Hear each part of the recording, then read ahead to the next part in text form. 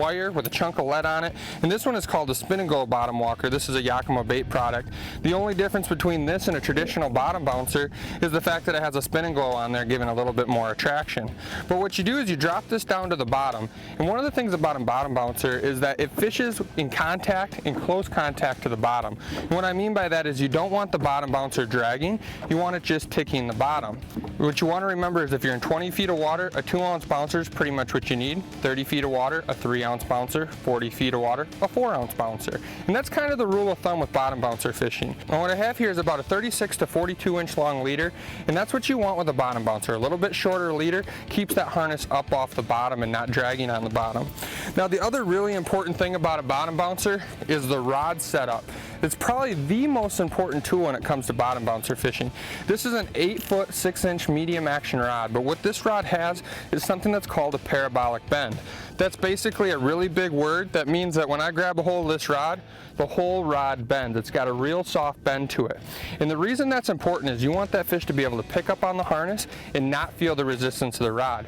Basically, you want to be able to see the bite before the fish ever knows you're there, and then they're basically hanging themselves.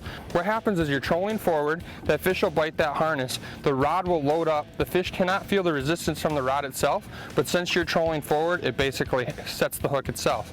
Then all we do is just pick the rod up and start fighting those fish. Now this is probably the easiest setup to catch a walleye out there, and that's one of the reasons I love it so much. What I do is I put the harness in the water, and I can see that everything's pulling true. I can see the bottom bouncers spinning with the spin and glow, the harness is spinning, and then all I'm going to do is I'm just going to free spool it all the way down until it hits the bottom. Again, this is a 2-ounce bottom bouncer in 24 feet of water. So you can see that the bouncer just hit the bottom. Now what I do is I put my thumb on the spool and I just let everything pull tight. We're pulling forward, and what's happening is that bouncer is picking up off the bottom because we're trolling forward. Now what I'm going to do is I'm going to let it out again until that bouncer stops a second time, and that's it. Now I'm going to click that rod over and put it in the rod holder. And if you can see from the rod tip going down, that line is going down to the water at about a 45-degree angle. That's the rule of bottom bouncer fishing. If you can keep that 45-degree angle, keep that bouncer within close contact to the bottom, you're going to catch a lot of fish.